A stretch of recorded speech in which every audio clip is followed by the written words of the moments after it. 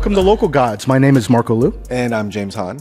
And today we have Rebecca Benedict with us. Rebecca is a influencer, a fitness influencer specifically, right?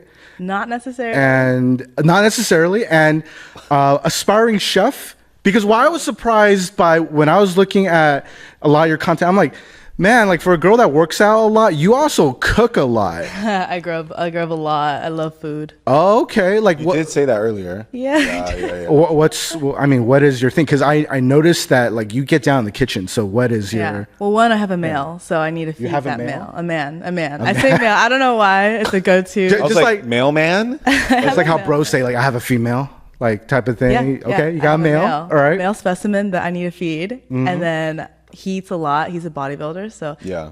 him grubbing, me Fuel. grubbing, put that together. I'm the girl. Huge ass Costco run. Oh yeah, monthly basis, $200. That's normal. That seems kind of light. That seems kind of light seems pretty for... normal. Really? Yeah. For two people? But for two people, that is 100 a person. Okay, well... That's And it's for like a month's worth or like 1 week? 2 weeks. I'll say 2 weeks. But that's Okay. also because we go out and eat a lot. Okay, copy. Yeah. Yeah. Makes sense. all right. Well, what are your Costco favorites? Since you brought it up, They have these toffee cashews. toffee cash. So good. They have these probiotics like gummies. So good. I've had those. Those are pretty good. I think cranberry. Yeah. Super Oh. good. Okay.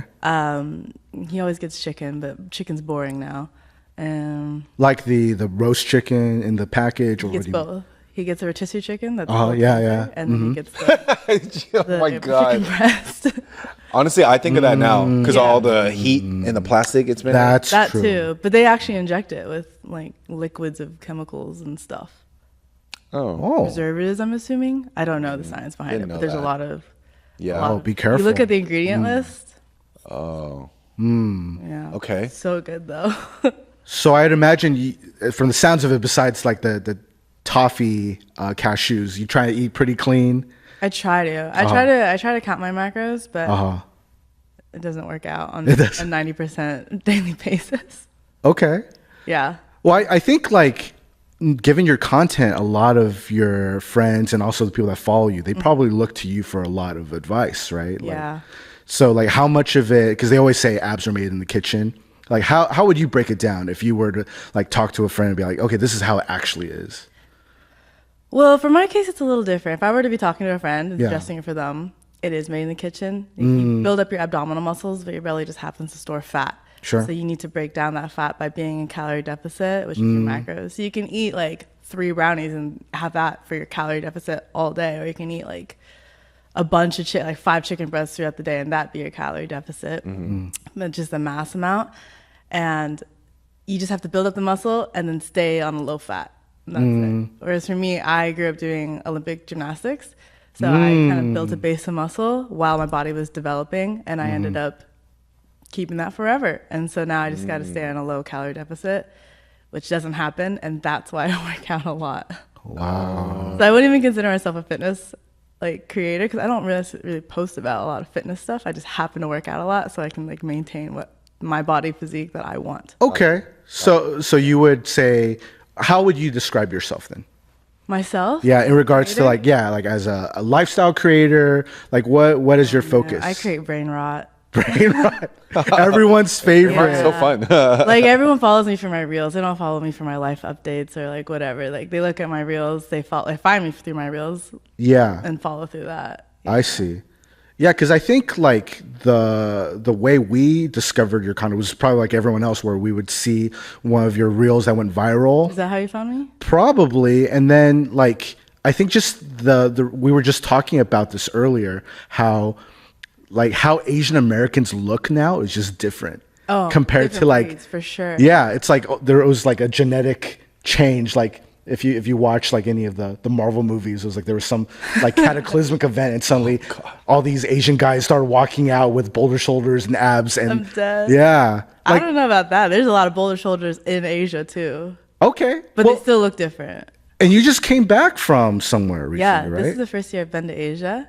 I went to Japan for 2 days for a photo shoot. Only Oh, that's 2 too days? short. That's too short. So I booked another trip in October. So we're gonna go Good back. for you. Okay. Good for you. For longer, a little bit. Yeah, 2 weeks. Okay. So, that's gonna be so fun. And then I went to Singapore a couple weeks ago Nice. for another shoot.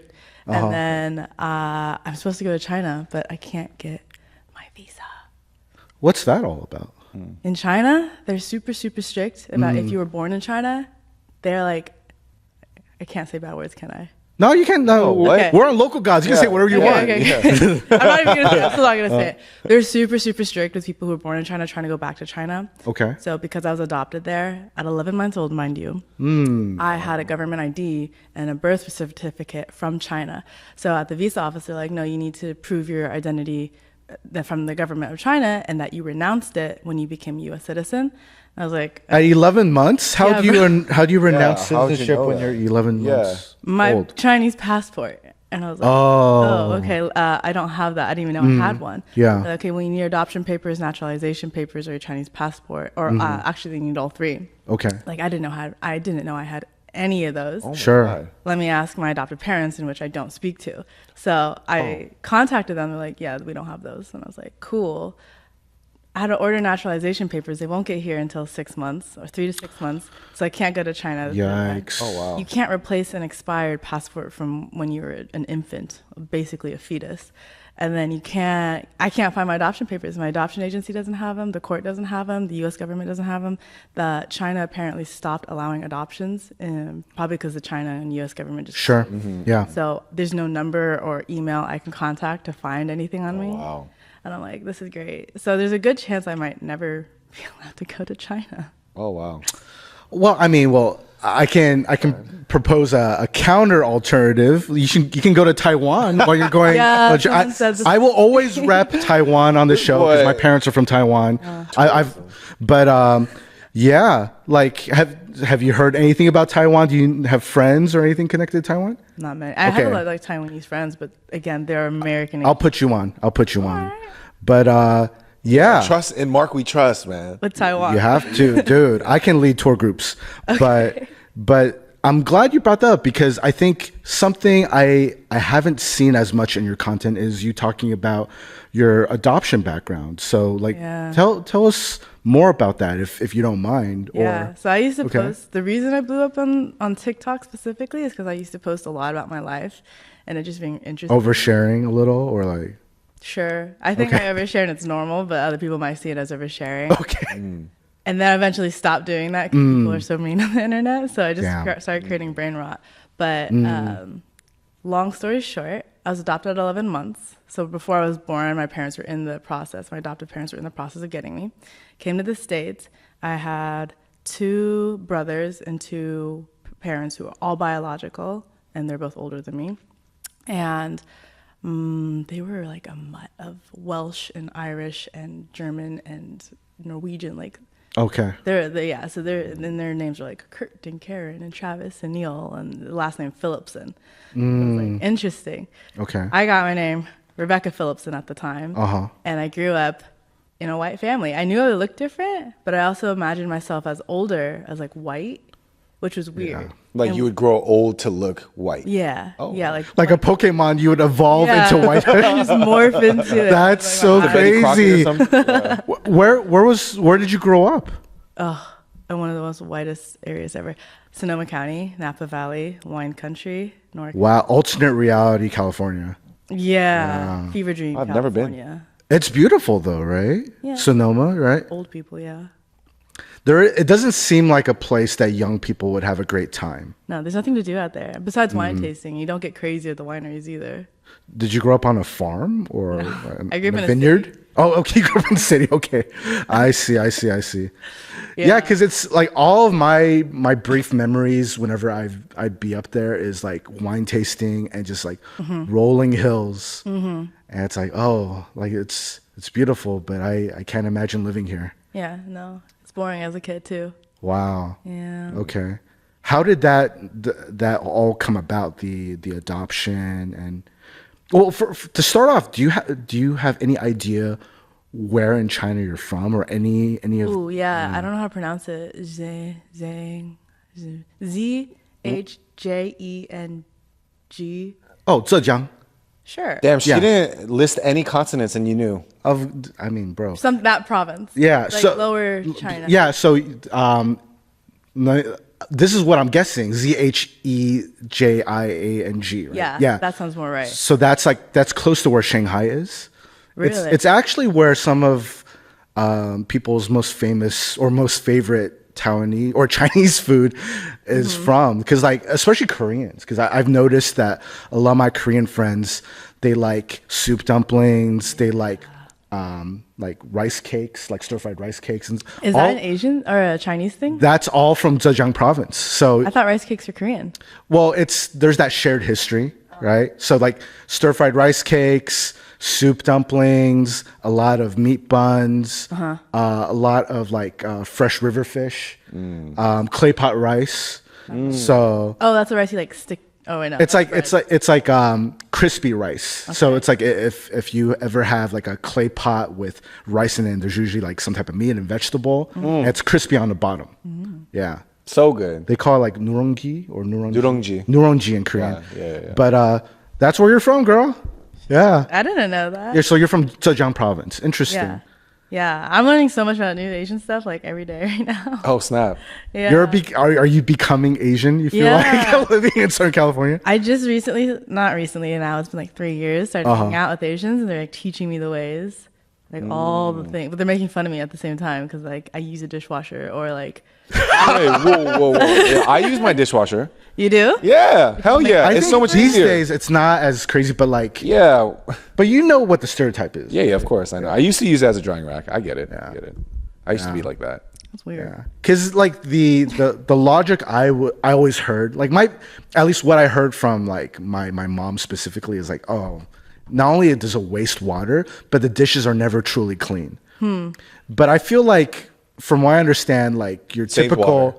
yeah, it's save water is the main thing, but then your typical mainstream American family, aka white family, they'll pre-wash from what I understand, and then they'll put it in. See, these have are to, like though. foreign cultural things where I'm like, I'm not quite sure. Oh, interesting. But that's just logic.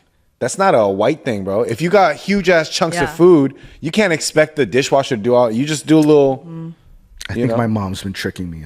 It's going to get clogged if you Yeah. leave that on. Yeah. Yeah. It's to not waste water. I think. Yeah. Oh, I see. Yeah. I still think you save water. Yeah. Probably still do. No, dishwasher Yeah. saves significant amount of water compared to hand washing. He's confident about this. Yes. Yeah. Drinking hand. Oh yeah, for sure, dude. Sure. But so your whole life before moving down here, would you say you were just surrounded by white people White, Hispanic, and black. Those are like the three main. in like Sonoma County, Yeah. basically, and that's Even You in were- other states. Oh, I did lived you in move around a Utah lot? and Okay. Colorado and Arizona. man, you're picking the whitest places: Utah, Colorado, Arizona. Whoa, yeah. It's like you're seeking a very specific lifestyle. All these crunchy nations, like Yeah. it's crazy. I'm dead. I didn't even think about it like that. What's a super not white? Atlanta? Yeah. Okay. Atlanta, What's a super Asian? Hawaii. Hawaii, yeah. Yeah. True. Yeah. Okay. Hawaii would be My pretty Asian. Should have moved to Hawaii for a little bit. You look like you could Yeah, be. I feel like if you said I'm from Hawaii, I would be like, oh, okay, yeah, it Yeah. checks out. But Hawaiians are what are they considered? it's a mix because like the native Hawaiians, they're like Polynesian, but then like ever since the 1800s or even earlier, there was a lot of Japanese immigration, a lot of Filipino because everyone was working on Hawaii. Japanese, I understand. Yeah, Filipino because like a lot of folks they were living on working on sugar plantations, and also the Navy. So you have a lot of Filipino immigration there, and then you have a little bit of Chinese, Korean, now Vietnamese now too. Huge mix. Huge mix. But it feels like a foreign country because you're so far from mainland America, right? But yeah, you look like you could be like Lilo's cousin or something. I'm dead. I'll take it. Yeah. What was the voice? Lilo. No, I What is that? I don't know. I feel like I always try to imitate Lilo anyway. That was Lilo? Right? Isn't that how Do he's... Stitch. Do Stitch. Oh, no, Stitch. Wait, Stitch Stitch is is the alien. oh, Hana. Huh? Yeah. Okay, you see, you know how to do it. Right? What was his like? What does he say? Doesn't he have like catchphrases? Ohana is family. Is it Ohana? Oh, Ohana is family. Family. I don't know, man. Is it good? Is it try? Hey, yo, Richie, let me know, bro. Am I doing it right? Dude, it's been a while. You made him Asian. Nah, dude, I'm stopping. All right. I thought I had it in my voice, but then it came out of my mouth. All right. Anyway. You got to clip that. Yeah. Yeah, well. So no, obviously 11 months from China, no memories at all. Nah, nothing. And so all you know is Sonoma and then Utah, Colorado, Arizona. And then LA. Wow. And that's where I met Asians. Wow. The Asianest of them all. Not California. even. California, yeah. But again, California. American Asians.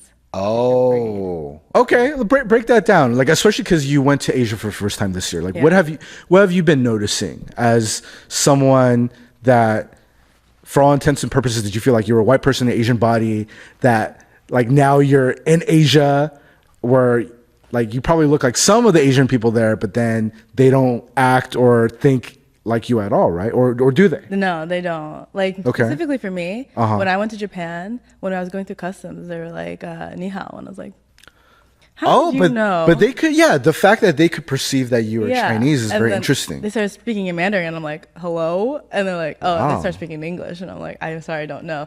My boyfriend, he knows Mandarin.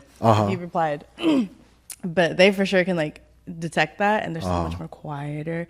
And Yeah. like, they all kind of look depressed for some reason. It sounds like Japan. Story checks out. Yeah, they all wear black and like walk around, but they're Yeah. like, it's a good community. Whereas Yeah. here, the only Asians that I know of are all ravers, partiers, kids who want to escape their tiger parents and have a blast in America.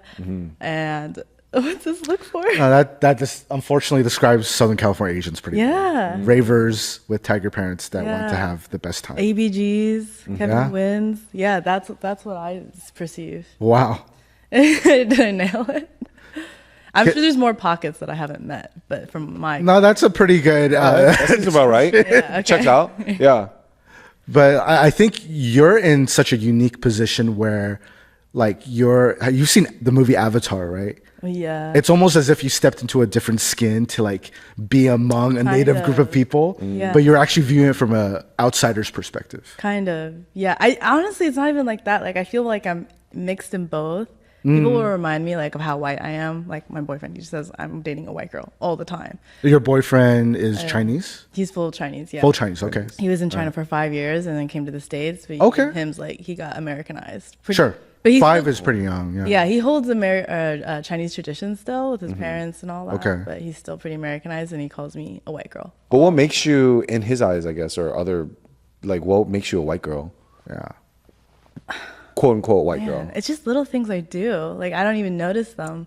What does he point out? He's like, Like cutting fruit or something? I don't know. No. You don't cut fruit. It's actually, that is something. He's like, Oh, yeah, really? in Asians, like in Asia, like in Chinese culture, like, if you apologize, you don't apologize. You cut a bowl of fruit and you give it to them. And I'm like, what? yeah, yes and no. Interesting. That's also like, I mean, he's a guy, so it's like I Yeah. think Chinese boys, like, especially if they're like after you got like beat by your parents, but especially if, like, after you got spanked by your mom as a kid and she spanked a little too hard and she left bruises, she'll probably give you like a bowl of fruit or something.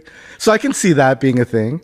Yeah, or I'll eat a lot of American food. And like we'll go to a restaurant, there's a bunch of Chinese food or just other Asian food, and I'm like, I don't know what that is. Like, I didn't know what boba was until I was 20.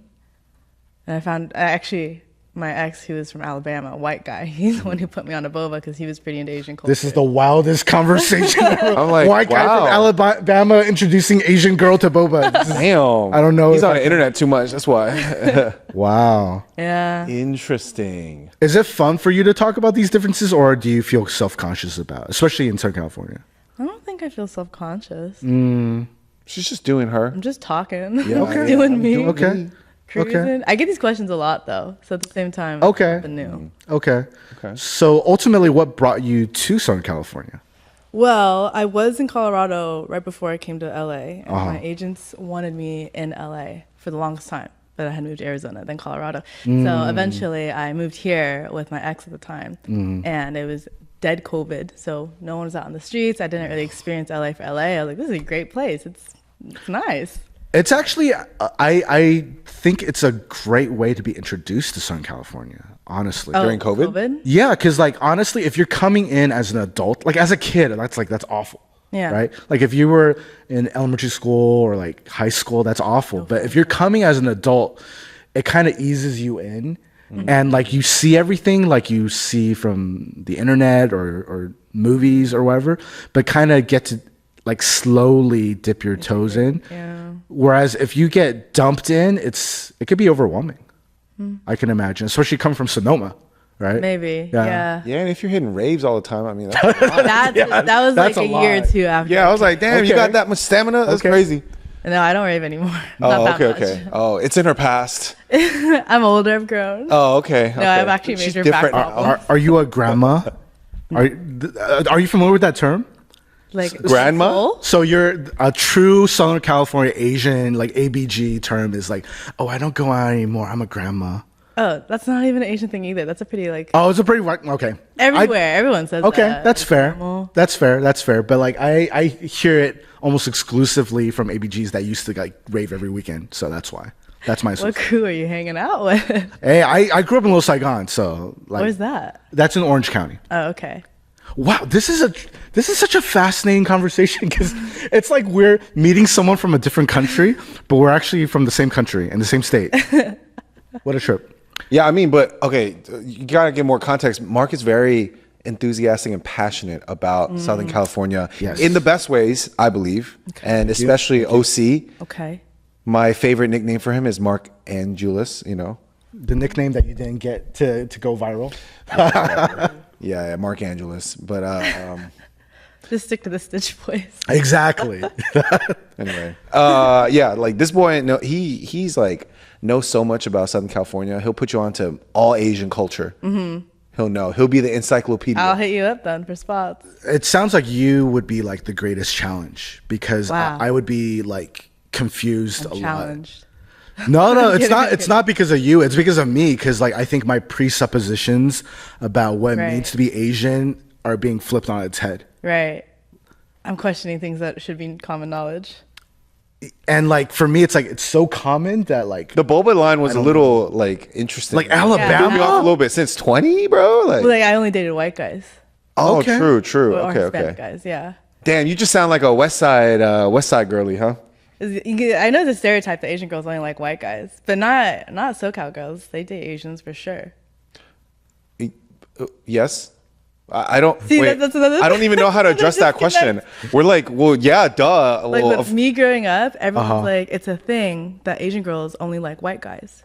The only part is it's crazy to me. It's like, what do you mean only? It's like they see Asian guys as like their brothers. Submissive. No, like more submissive compared to white guys, and they're more like alpha dominant. Oh, they see Asians as like beta types. Oh.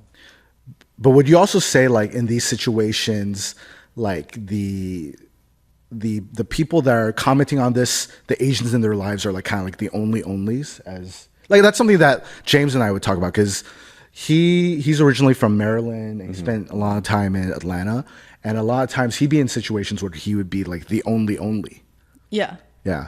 And so like there just weren't that many Asians, period, right? So like it was more of the sample size was more like, oh, not much to pick from. Even the internet, I think it's like a lot of people comment that like, of course she's with a white guy. If ever I posted with my boyfriends, like, of course she's with a white guy. It'd be from so many different people around the world, U.S. specifically. This is truly like a sociological study because I think the way that people receive that, if you're like Asian American, born and raised in Southern California, is different from like, you know, if you grew up in Sonoma or Colorado, right? Because like over here, it's like, oh, that's like a horrible racial slur and it's like really discriminatory. But I almost feel like if you're coming from a place where you really are like the only Asian or one of like five, you're like, oh yeah. Yeah. No, I never took things like that. That's fascinating. Yeah. Now that I've been immersed in it, I find myself getting like a little twinge when people like make comments about Asians.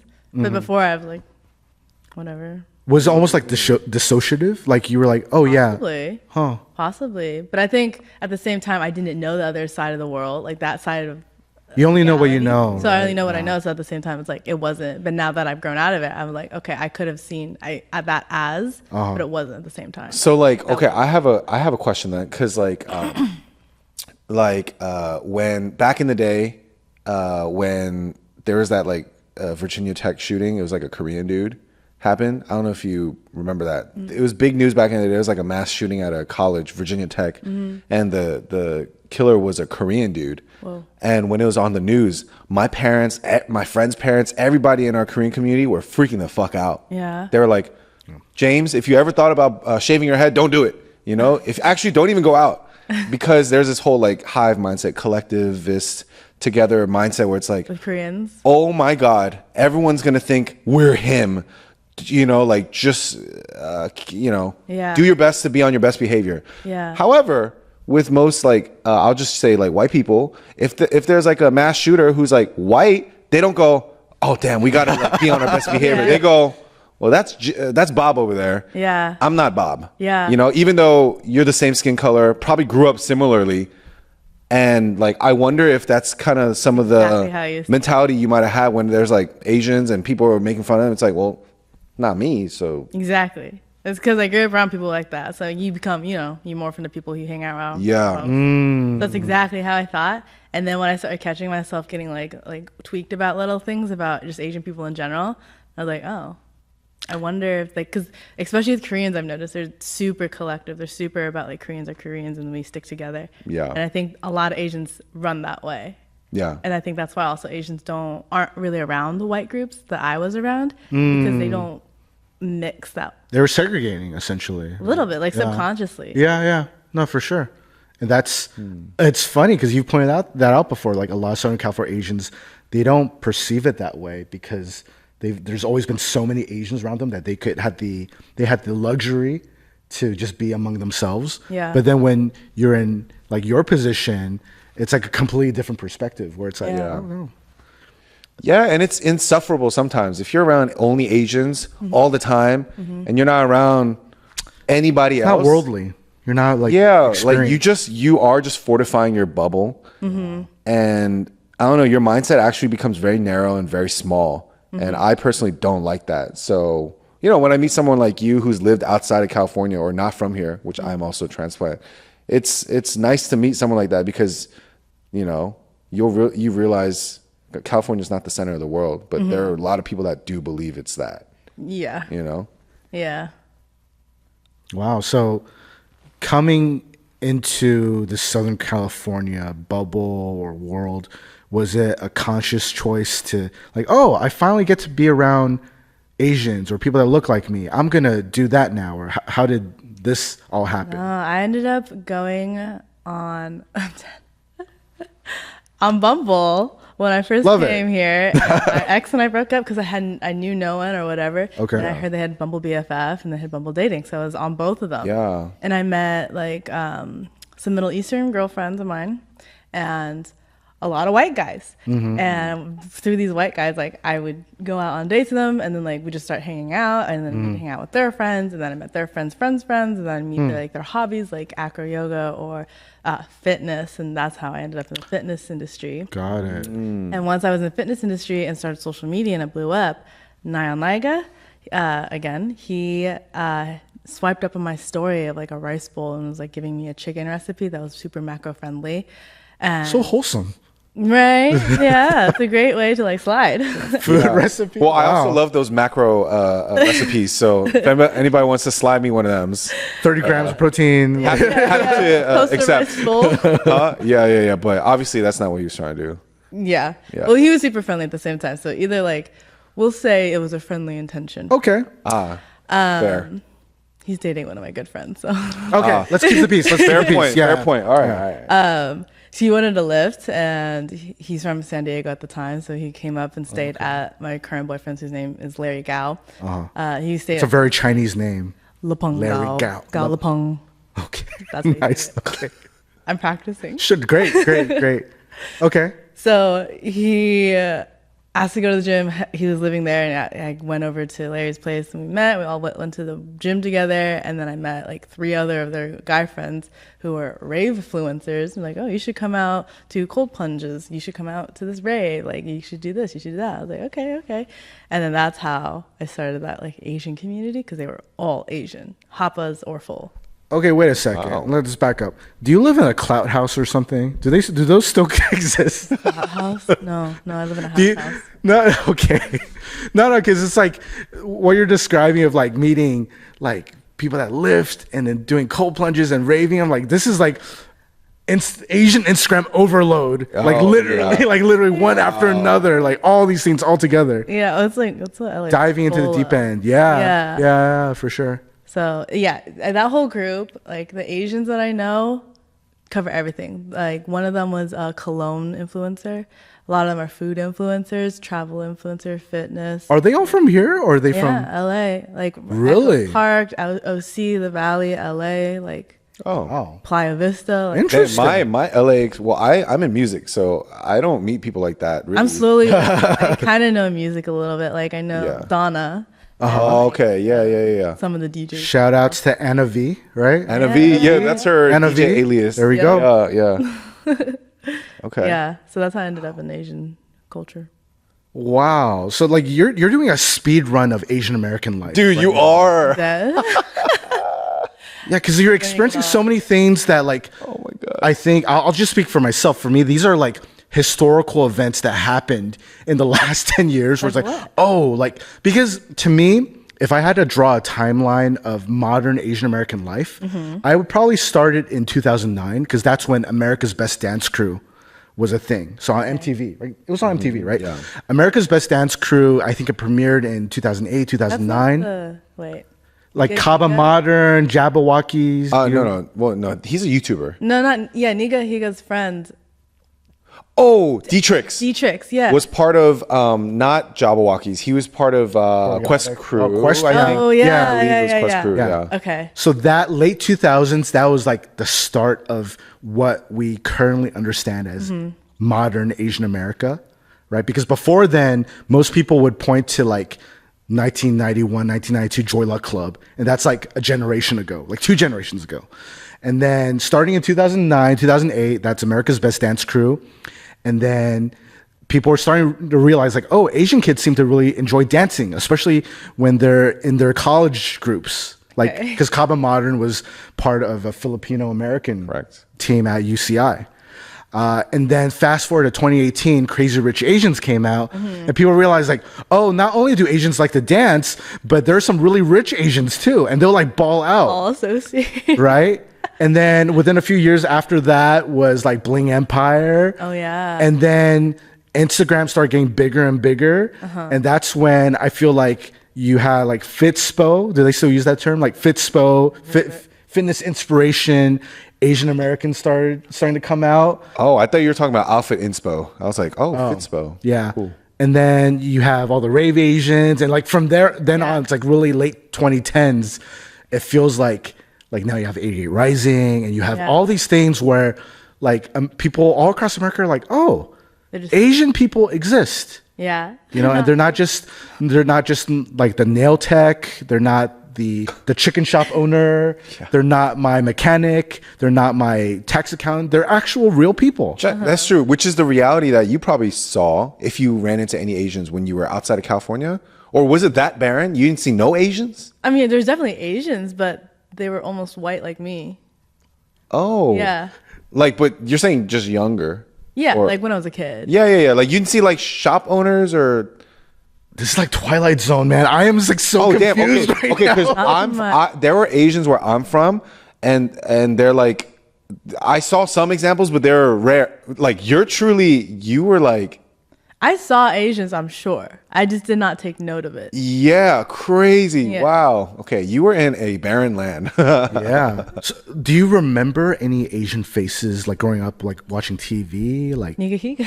I love Niga. Okay. All right. But I didn't think of like, oh, my brother. Like, I just like, he's a good YouTuber. Okay. Yeah, true. Okay. Good content. Yeah. Yeah. But in the back of your mind, you're like, oh, he's Asian.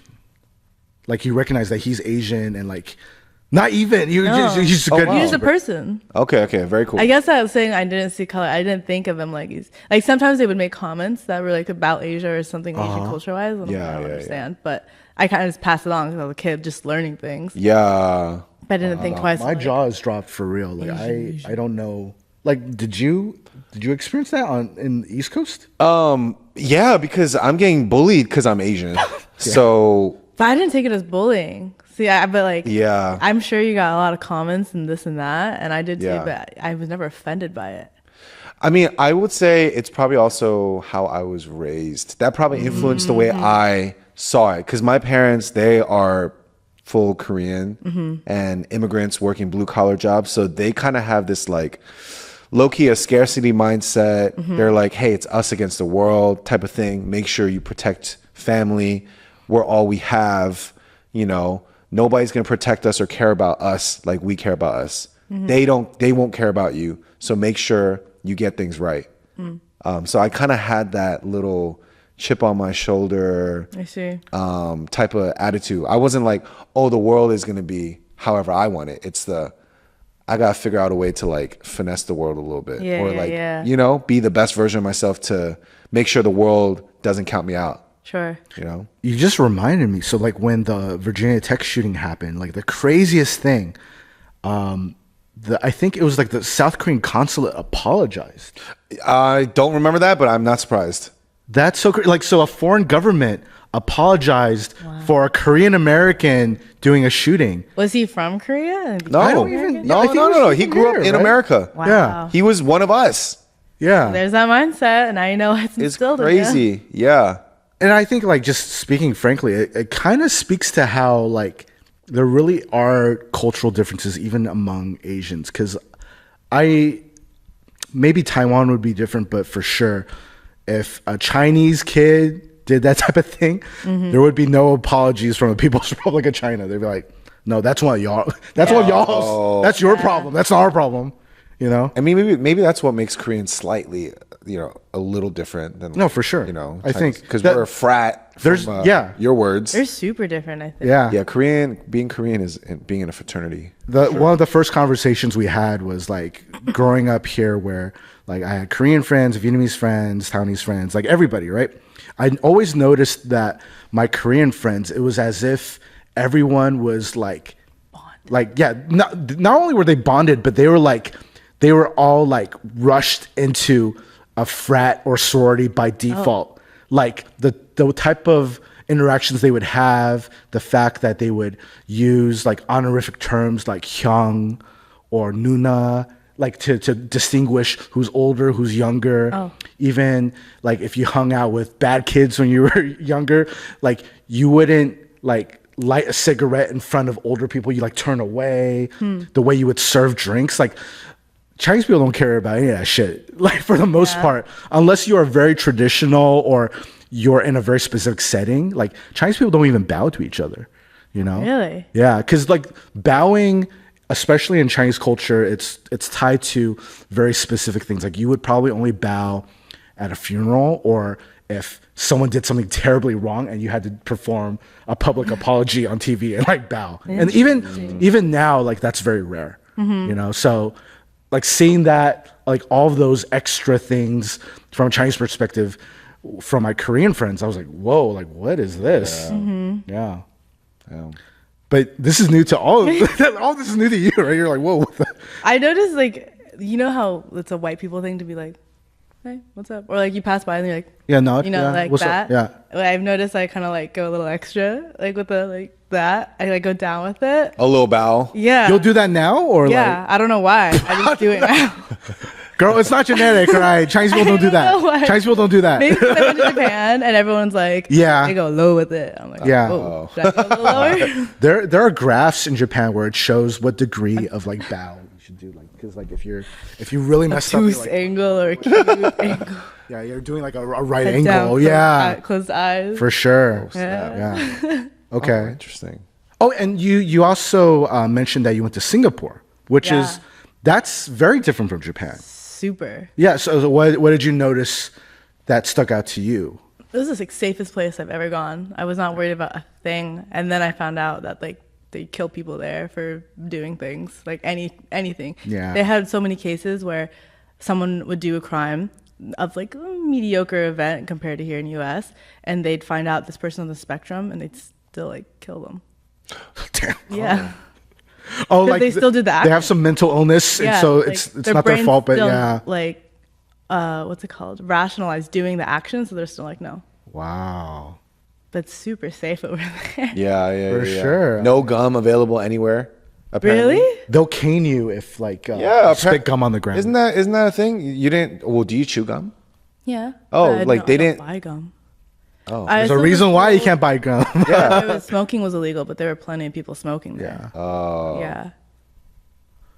I don't know. I've never been, so I couldn't really tell you. But I heard that like the gum thing is like serious in Singapore. Yeah, I heard Singapore and Dubai are like the top two in the world that are Oh, wow. everything. You can't have any kind of hand holding or PDA in Dubai unless you're married. Hand holding. So I was told. This is That makes Oh, sense. official That makes thing that sense. I know. okay. I believe it though. I mean, and then you're going from like Japan, which is known for like a really clean flavor palette, to Singapore, where it's like a mishmash of like Yeah. Arabic food, Chinese food, Indian food. Like, Huge Indian culture there. yeah. Was that a shock to you? I was super sick when I flew over, like deathly no. sick. Horrible. The guy on the plane next to me ended up like scooting over because I was hacking on the plane. Oh, Just could not jeez. hold it in. Yeah. So any of the food, being that it was a little funky, I was like, I can't stomach this right now because it looked weird and it was new to me, and so my stomach's like new food and then the sight, and I have a really weird thing about smell. If it smells weird, I like Wait, what would be weird for you? Not when you're sick, but like when you're just your regular self. if it was a pig's head smashed up in a bowl of chunks and given to me. But what if you didn't know it was a pig's head? I love food. Like I Like it's would try carnitas. everything. Yeah. carnitas, So yeah. like the spices, they use different, like especially Indians, they use different spices, so it'll smell weird. I should not say weird. Different. Yeah. Culturally. Like the aroma. Media of this, training, The I love aroma. it. Yeah. The aroma. It's interesting. It's different than what Yeah. you're used to. Yeah, and it'll smell or like stinky tofu. People are like, I love. All right, stinky tofu is tough though. Like I get Exactly. it. It's tough for me as a. I haven't even smelt it. Yeah. But- Oh. or durian. Oh, that's tough. I had durian tough. ice cream. Okay. Oh, that's tough. Still too smelly for you? Okay. Yeah, the smell and the aftertaste was like. Yeah. Yeah. Whoa. Okay. Dang. You actually went for it. I wouldn't even. I'll always try food. Okay. Chicken feet? I That's actually pretty have not tried that one. Oh, if it's in okay. the shape of an animal, I have a heart. Your boyfriend's name's Larry? Larry. Larry, He- come on, man. Suckles on them, like he loves. Yeah. it. Yeah, And always yeah. offers to me. And I'm Oh, so it's not like you haven't seen it before. You just choose not to try it. yeah, because it's in the shape of the animal. Freaks You just me out. gotta. Fingers, like, Yeah, you know, and they it like is flop kinda- around. They're soggy. Yeah, but the flavor is always pretty it's their delicious. feet. Like man, their feet have been on their own chicken coop floor. not into that Yeah, but it's type been of heated up. Bacteria's all killed. It's Good for the immune system. yeah. I mean, I act like I eat a lot of chicken feet. It's not like I'm eating a lot. Like I rarely eat chicken feet. I mean, I'll be honest. Like, I like all sorts of like different types of cuisine, but I'm not a big fan of like offal, which is like intestines and things like that. It's only like a handful of things where, like, because I'm used to like cabeza tacos, like that? that's like beef head tacos. Like okay. you'll see it a lot in LA. Yeah, It's like, usually cheek, right? Yeah, If it's a usually cabeza. cheek. Yeah, so yeah, but yeah, in that same way, I guess we have more in common than I thought, because a lot of that stuff, like I'll eat chicken feet once in a while, but I don't seek it out. Yeah. I don't ever seek it Same. out. Never craved it. Okay. Well, from your world travels, like, are you? I know you had a China trip initially lined up, and you're planning on going back to Japan. Are you excited to? Now that the doors of Asia and Asianness are Yeah. open to you, are you trying to dive more into that? Yeah, 100%. It'd be nice to be there for a while. We just have dogs, and Okay. like I'm lucky enough to work in a field where I can just go anywhere and Yeah. get paid to go anywhere and film it, record it, and just make comments on it and my opinions. For sure. But my dogs. How do you when you're making and executing your content, like what are some things you've done to optimize that process? Like A lot. Every platform has like their own little tweaks and things you have to account for. Like My biggest platform, not my biggest, I'll say the one I'm most actively on is Snapchat. And there's so many minutes to it. Like you have to have, you can't be in a car. You can't promote bad things. You have to add words or timestamps to everything to keep the retention span going, because that's how you get paid via retention. You can mass upload and then make a thumbnail, and then for that 24 hours or however long you set it, that's what people see and they click on. So the thumbnail will help. Or you can just produce, film, post, and then whatever you just post is the thumbnail. It could be like a blurry, like you're just turning it around. It doesn't matter. You want to like upload 40 snaps a day at minimum. You want to be active constantly. You want to use your music. You want to use literally everything. Like there's like that. It's just Snapchat, and there's so much more to it. How'd you get involved? Because like I think Snapchat is something that, at least for people I know, like they're not as active on it. I mean, like maybe they won't admit it. Yeah, people active, but for different reasons. But like, it. how did you get involved in that? And like, is there do you cross post? Like, do you like will your Snapchat stories end up on Instagram? And like, okay, yeah, I'll put all the highlights over on Instagram. All right. Snapchat to me was the same thing. Growing up, it was something we used, and then it became the app like you cheat on your person with. Like everyone was like, why do you have Snapchat? Yeah. And now it's, as a creator, like you're hitting Snapchat's demographic is way bigger than you. Like Instagram, TikTok, that's like primarily US and other countries, of course, too. But Snapchat like hits so many more of the countries, a lot more, that you're pulling and then driving that traffic over to your other platforms, in which usually these countries don't necessarily use. So Snapchat also pays the most per view, besides maybe YouTube. But YouTube's just the algorithms are different. Yeah, long form / short form versus short form and stories. Yeah. Wow. This makes a lot of sense, because like what I have a friend in China, he was explaining to me that in China the social media platforms are regional. Yeah. So and not only are they regional, but they're split by the type of demographic. So like Red Note, like that got really big when there's that TikTok ban. Red Note is basically kind of like our Instagram. And then like their version of TikTok, Douyin, is like it's like our TikTok where everyone uses it. But then there's this app called Kuaiso that's literally only used in like second or third tier cities, where they're more like blue collar, and so it's more of like the brain rot type of like quick funny clips. And that's popular in like more of like the blue collar type of cities. But then if you're like in a big international city like Shanghai or Beijing, Red Note and TikTok, like Douyin would be like the thing. So that's interesting. I didn't realize that there was a similar dynamic here in the States too. Do you storyboard stuff all the time, or what's that process? Because I'm sure you always have videos in the clip, and you're like having to be like, damn, 3 weeks ahead, I have all this and that. I got to film out. You know, like yes and no. Okay, so you don't feel the pressure to have to like regiment it like that. It's just, if you have an idea, you're like, okay, it would be nice to post this week. So you do the process, edit, and then you release it. Yeah. Oh, that's cool. I've avoided management specifically because doing stuff like that. Because they're always on your ass, right? They're like, I don't even know about that. Like, I'm a weird perfectionist where I'm like, they asked for this, I need to get done like right away, perfectly. So it's like my own pressure that I put on myself. So if I have someone else asking for that, requesting for it, I'm like, whereas now, just on my own, I do, but usually never reach out to brands. If they reach out to me and I give my rates and we work together, that's great. But my rates are relatively on the higher end. Yeah. Because I don't like, that's my time, and my time's super important to me. Yeah. Okay. I'd rather be brain rotting myself. True. So I'll give those people who we work together with the time slots. Okay, you want this posted here, you want this posted here. Easy. It's like once a month I work with this brand, I work with that brand. Whereas everything else that I post, it's like my short form, I make within 1 day out of the month a mass amount. I change my outfits for like every 3 videos. I make just a mass amount. You still batch it. Oh, you have a shooting day, and then you just... I know, they're so quick, they're so easy, and they're just like whatever makes me laugh, but I'm like, that's stupid. Boom. Like I'll post it across all like TikTok, Instagram, YouTube, Red Note, Snapchat. You're posting stuff on Red Note for real? Yeah, because if I'm Chinese, like if I ever want to like go over in China and do that's so cool thing over there.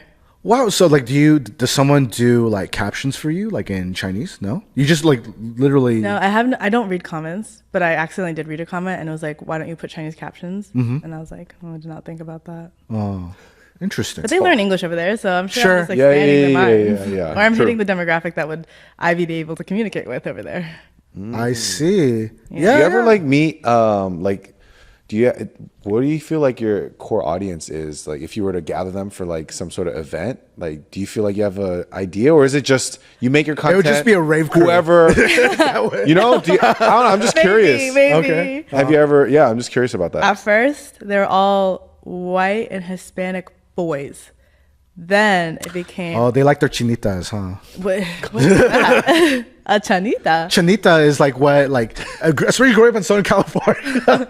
That's Spanish. Yeah, if it's you're Spanish. curious. You said it with a little If twang. growing up in Southern California, if you are any type of Asian, colloquially, so like on a street level, like land folks would typically call you a chino or a chinita. Oh, So a after chino. chinita is like a Chinese girl, but you are a chinita, so yeah. So you have a big audience that's into chinitas. Yes, that's what, because I was hanging around other people Fair. that had those audiences. Okay. So like they like get to know you and follow you through that, right? Yeah. And then I started hanging out with the Asians. So it became a lot of brave people. And then I started posting more about me and my relationship with Larry. So it became a lot of like young boys and young girls who are like in couples or girls who want to do fitness or random creepy guys because I'm a girl on the internet. That's the internet. Yeah. You are describing the craziest ass world. I can My imagine. It's like demographic. creepers, Asian ravers, random white guys. Yeah. Wow. Yeah. It's a melting pot. Do you feel like, especially as a girl influencer, that there are things that you need to pay special attention to, especially like for like your younger girl audience or like the type of people you want to like appeal to? I'm always thinking about it. It's like media training. Like I'm always thinking what's safe, what's inspiring, or what's I don't know how to put it.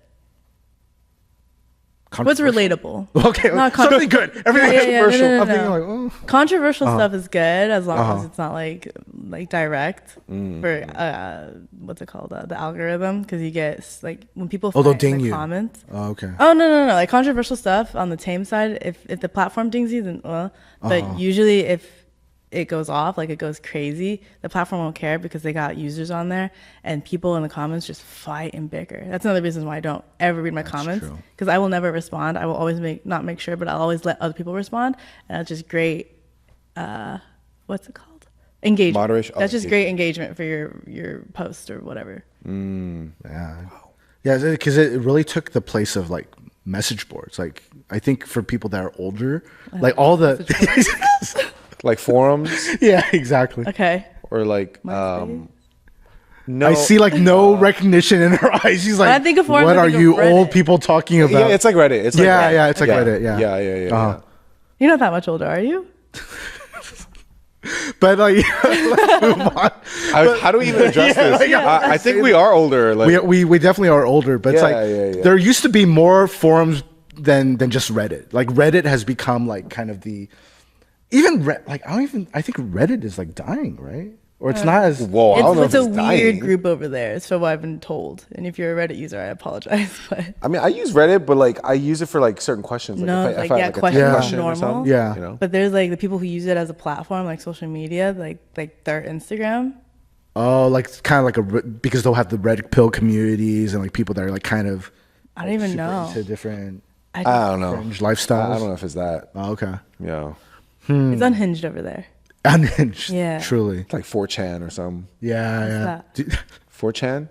Damn, 4chan. I don't even want to. I don't even want to. bro, what is going on here? It's like the cesspool of the internet. Just I don't know. Yeah. I don't even go on it. I just know it as like a.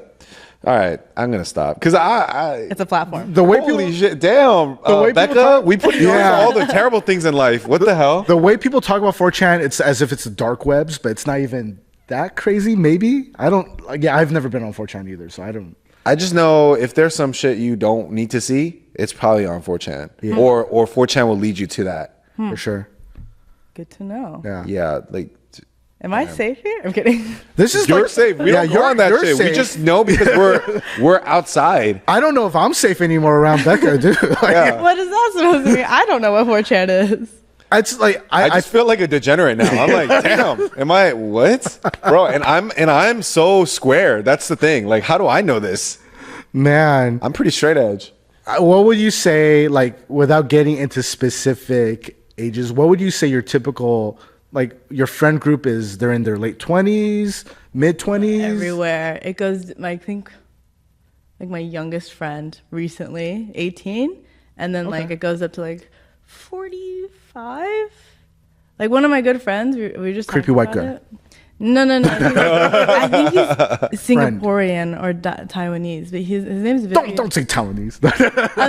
No. He's really kind, really nice. Okay. I did a music video for my friend, and he was my boyfriend in the music video. Okay. His name is Vivian Dawson. He's like very well known in the Asias, and that's how I landed there on a whole different... Did you say the Asias? Yeah. I love it. This is so...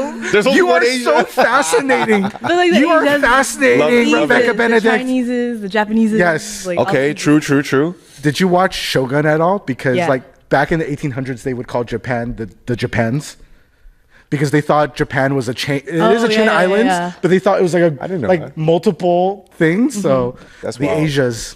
in the Asia. Sick. Wow. Honestly, it's a pretty good quotable. Not gonna lie. Well, I'm sure in different countries they use different platforms. So True, the Asians- true. Okay, I fair, got you. fair. True. Nice. What were we talking about? Age friends. Well, Your which- friend. yeah. You were So the. everywhere. I'd say the most I hang out with are around like 30. Okay. Okay. Oh, well, that's. That's what I'm us. saying. Like, I see. So with your wide ranging life, do you feel like your home base, like what you do with all your work, is it still mainly in Southern California? Because like you were saying, your agent had you move over here, or do you kind of like just go all over when it comes to what you do? Okay, LA is always home. Okay. Yeah. Okay. It would always be home, I think. And I'll always come here for majority of my time, and then I'll have houses in other countries and other... Okay, girl boss. Damn. I will. I need a Will. manifest. All right. I love You it. heard it first. I love it. Yeah. We'll hold you to that. Okay. Like, and all this stuff, like, to me, what's mind blowing is all this stuff seems still relatively recent, yet it's like this crazy snowball I've that's been lived going on. Right? 110 lives. Like, so many different cycles in my life are like chunks. Yeah. That, like, the last, what we've been talking about, the Asian part's been like the last 5 years of my life. Less than. Since I was 22. 3 years of my life. Yeah. Okay. And it feels effortless. I Yeah. think one thing I'm pulling from our conversation, I'm like, damn, like Becca's just living her life unbothered, cruising. And I'm like, damn, am I making things, too much of a big deal, or can I just, chill out too and just let it ride? What would, That's kind of what I'm thinking. would you say everyone is a one of one, but would you say like among your other peers and all that, is your story pretty unique, or is there a whole crop say of... so. No, I'd say it's like, it'd be a really good movie. Okay. I Yeah. feel better now. Yeah. Because I'm like, if a whole generation of kids are living the exact No. same life as you are, I'm like, No. what is going No, on? it's a not. I crazy will. life. No, you do have a crazy life, and I feel like there's, even as you're like embarking on this journey, like you definitely there's, how would I say? Like there's so much more you're gonna discover by yourself, Yeah. and like it's gonna be. I'm interested to see how you interact with it all, how you process it. Yeah. Like because Yeah. there's. I mean, I just think it's because I have my own story too. Being in LA and being around so many Asians, I feel so empowered a lot of times. I'm like, damn, I really can do this shit. Okay, this is cool. I see a lot of people around me, and I feel like I could do it. Inspired. Where I grew up and where I lived in Atlanta, like I didn't always feel that way. So I have this like whole new renaissance, a whole new like era of me in LA, and. You also, it's kind of a newer stint in LA too. So it's kind of cool to see like a concurrent storyline, or like see another multiverse where someone is kind of experiencing not the same, but like similar-ish things, except you're kind of doing a speed run. Yeah. Mine is like the artist's life, yours is like, I don't know what this is, man. This is like Asian America, like Super Max. Yeah, you're like Sonic the Hedgehog, or like Super Mario when he eats that like flower and goes flying through. Yeah, like, yeah. That's what your life seems like right now. I'm on Rainbow Road. Yeah. Here we go. Woo. Boba over there. What was the platform you just said? Something Chan? Oh, no. Oh, God. No. Okay, We made a mistake mentioning 4chan. No, Bro. no, 4chan. no 4chan. But do you keep in touch with people from back in the day? Like, No. wow. So the past is past for you. Yeah, that's what I'm saying about cycles. If I can give you a quick highlight. I mean, it's a little crazy, but it'll show that I just, like, my life is literal cycles. So I was adopted, born into a white family, started modeling at 4, acting at 5, did so many sports in the world, started Olympic gymnastics at 7, started Olympic weightlifting a few years later, ended up breaking my neck and fracturing my lower spine in gymnastics, continued on with lifting, got a silver and bronze, was homeschooled up until my neck injury, went to 23 different homeschool programs, went to a middle school in the middle of, like, 7th and 8th grade. It was middle school by the time I got to middle school. I went in 8th grade, and I went in like a quarter of the year in, had no social skills, sat in the bathroom for lunch, sat in the library, did my homework, or got tutoring from my teachers, and didn't realize I was experiencing anxiety because I didn't know how to label it, but like that's exactly what it was. Then I went to a different district high school, so I transferred schools, kind of technically, for specifically a theater art school to do more acting because my mom was a director, so she did a lot of acting stuff.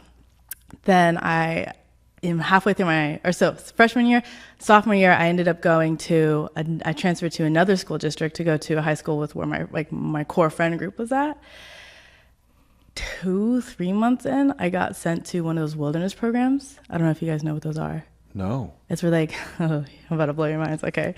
So. And this is freshman year of high school? Sophomore. Okay. I'm exhausted just listening to you talk about like this first portion of your life. I was like, how many schools were you at this point? You've changed to like 12 schools at this point? I've been to 23 schools, not in homeschooling, in total, my entire life. Programs or actual public schools or college or whatever, high schools. Okay, go back to sophomore year, wilderness program. Wilderness programs are where rich parents send their disturbed adolescent child to when they're having behavioral issues, almost like a military boot camp. Like a Jesus camp. So they hire people to come into your house in the middle of the night and take you by the arms and You put mean you kidnap you? It's called gooning. They like to use the term gooning. So they're reframing This is some kidnapping? white people shit, man. So What You're the fuck is reframing- this shit? Yo, people What? reframe kidnapping as gooning? What the Gooning? fuck is that? I've never heard of that. Yes. Wait, I'm legit shocked, bro. There's so much to this. Okay, so they goon you. They goon you. Okay, so you get Me. gooned in the middle of the night. Yeah, I was a very good student, never missed a day of school. 2 women came in. I wake up, it's 2:32 a.m. on like November 20-something. Masked up? No. No. They were wearing normal clothes. And I said, huh? And I see my dad's head pop in. And she's like, hi, my name's Sandy. We're going to be taking you away for a couple of weeks. Your parents are aware of this.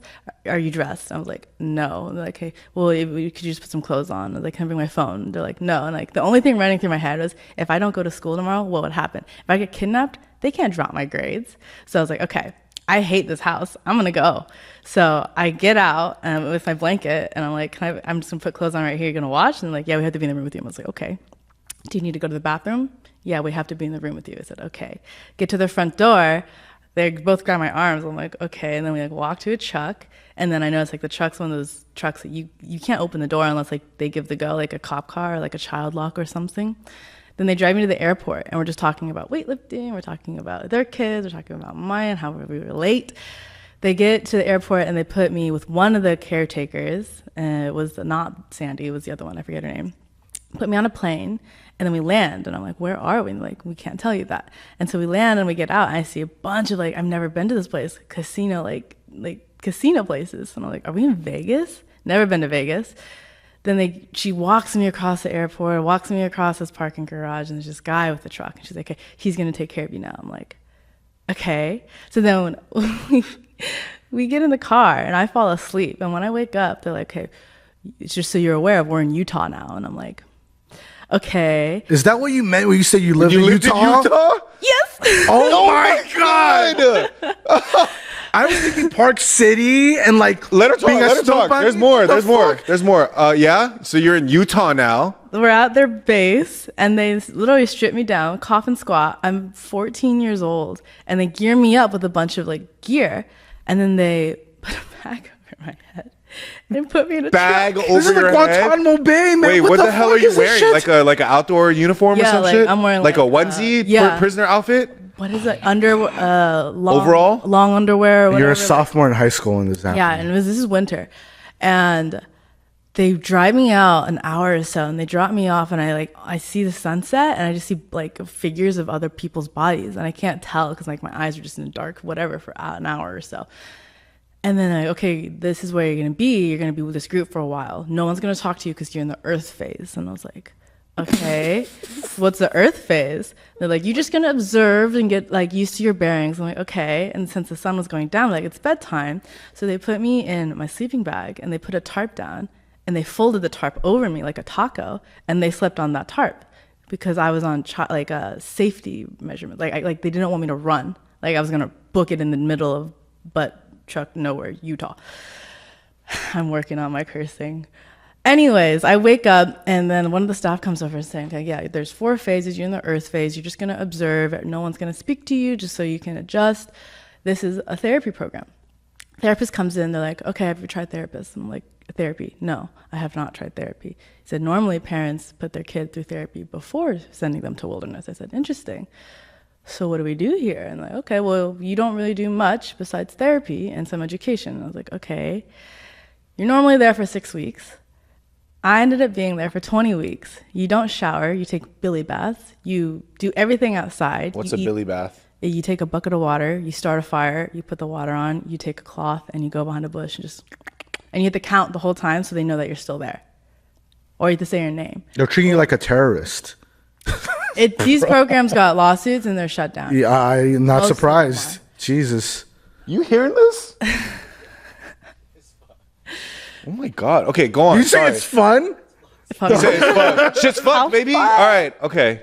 You eat the same thing every day. So I went from Like ham sandwich? They give you like what? No, they give you B&R, so dehydrated beans and rice that you have to, if you MREs? make a fire, no. Not even MREs. No. They give you beans and rice and oats and grain and oats. Damn, they don't even give you bread?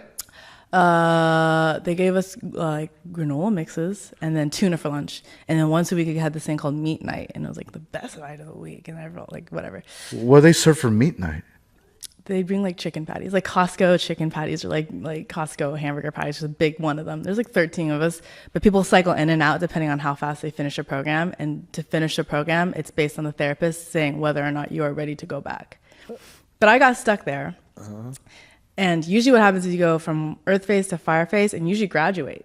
Some people go to water phase if they're exceptional. Rarely do people ever get to air phase, which is basically you get treated like half of a staff. You get This is fucking like Avatar, like airbender shit. Like what? That's what I thought. So I went from earth to fire to water to fire to water to earth to air to fire to water Did to you just air. make that sequence up, No. it's I because remember You've told the story before, man. Hey, man, how did you speed Oh run through that? my That was a great. All goodness. right, yeah. I went from 115 to 160 pounds, 165 pounds. Because all they were feeding us were carbs, and we were in the desert, so they wanted us to like be warm with a layer of fat. And by the time I got out, I just like did not recognize myself. Then when you get out, you go to what's called an aftercare because you cannot go directly from wilderness. I guess you could. It's just super structured into real life. So you're supposed to go to an aftercare for a year to 2 years, depending on the program. I went to one. Not 2 months later, she tried to sue that company because they also had to go through therapy, and the same thing happened. So then they pulled me out of that, and I came home at 16, and the California schools or school system was like, okay, Utah credits, California credits, they don't add up. You have to do your sophomore year again. And I'm like, no, I'm supposed to be a senior now. Like, I just did so many credits. I was like running through school like while I was at those programs. So I was like, this isn't happening. I'm getting my Chesapeake, which is like one step above a GED. and I'm going to college, community college. So that's exactly what I did. So at 16, I started going to community college, and biochemistry and psychobiology were my double majors. But I still had so many credits missing from high school that I had to do all those basics and like prerequisites. So when I turned 18, my dad and my mom, having their relationship as issues as everyone does, they're basically like, okay, we need you to move out. And I was living with my dad, actually, and he's like, yeah, I need you to move out. It's either you and your mom. And I'm like, okay, I'm 18, fine. It was the day after I turned 18. Right before then, I had gotten my motorcycle's license, and I did not tell my dad about it. So I was like, you know what? I'm fine. I had my very first boyfriend at that time, and I had a license. And so I was like, I'm going to go buy a motorcycle, and I'm going to move into my boyfriend's, who lived in a trailer like 2 hours in the boondies of NorCal. So that's exactly what I did. And then we moved to Arizona together, and then we broke up, and then I found someone else and moved to Colorado with him, and then we moved to LA, and then LA happened. And that's not even including like a lot. There's a lot of like acting stuff that I did, or just a lot. There's a lot to my life. I got married at one point to a military guy. We're divorced now because that's over, but there's so much.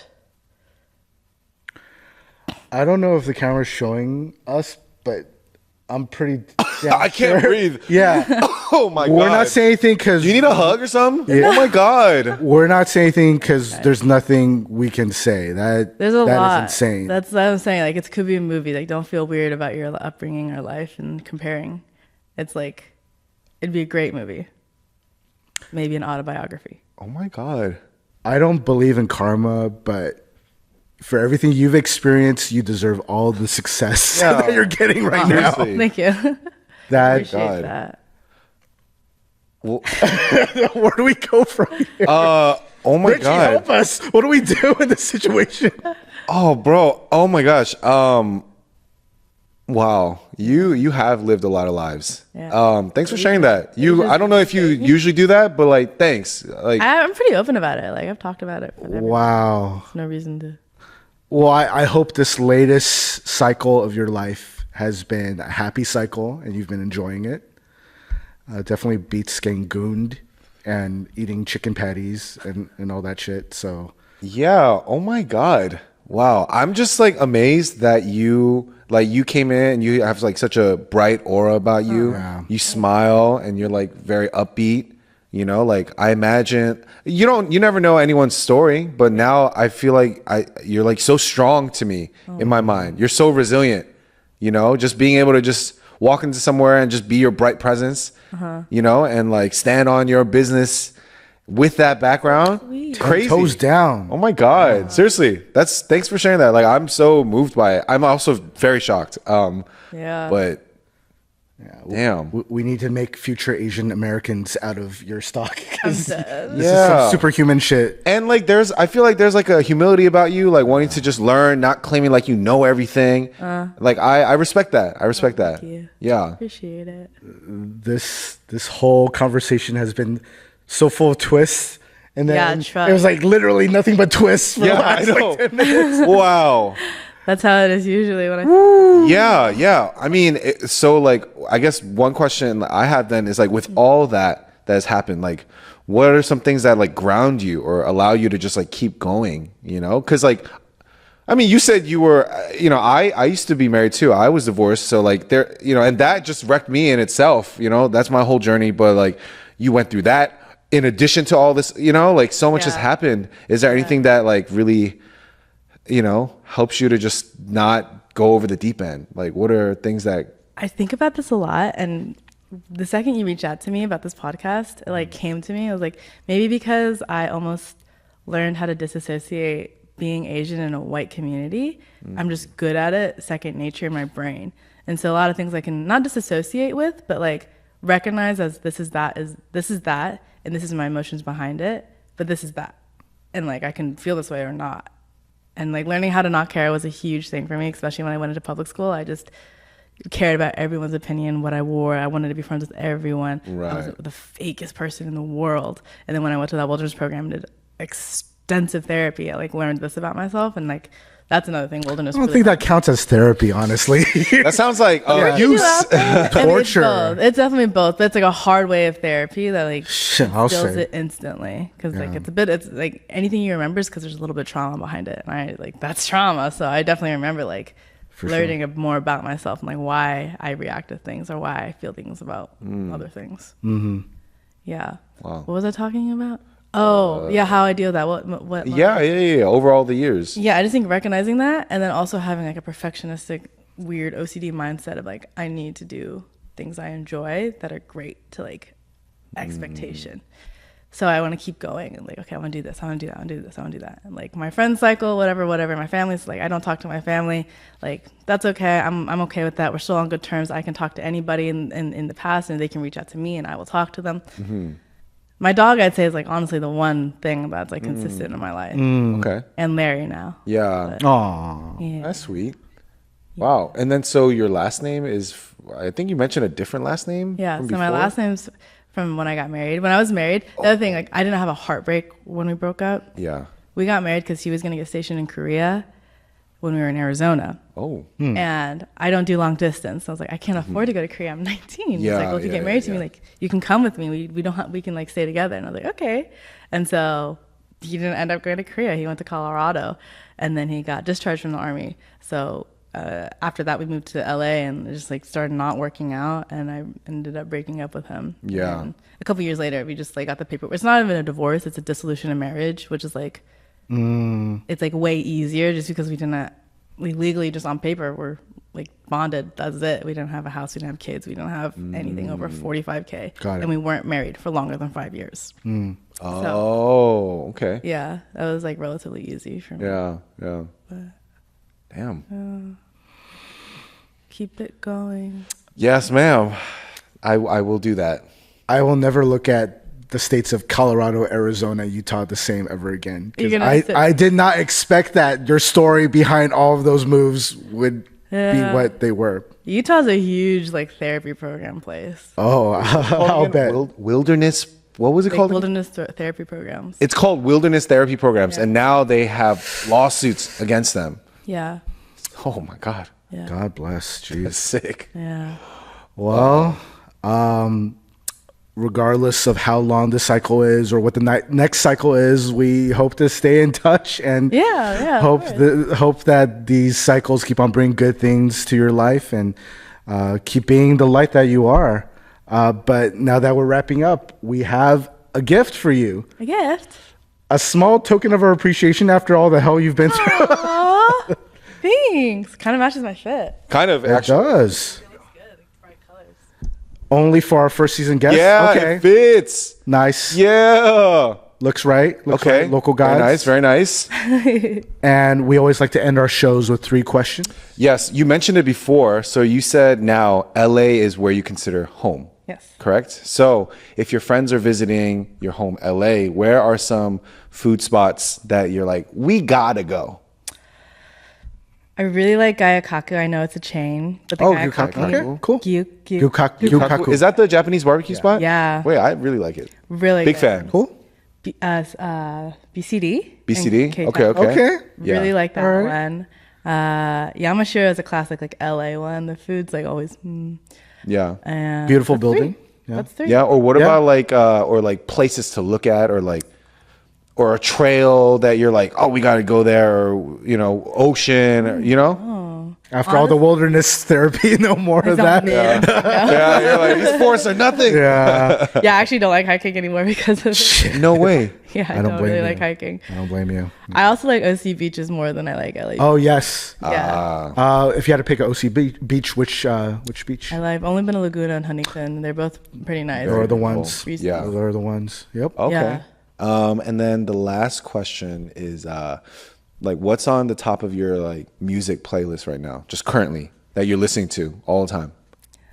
I don't know. Oh, actually, I've been listening to a song called Little Planets.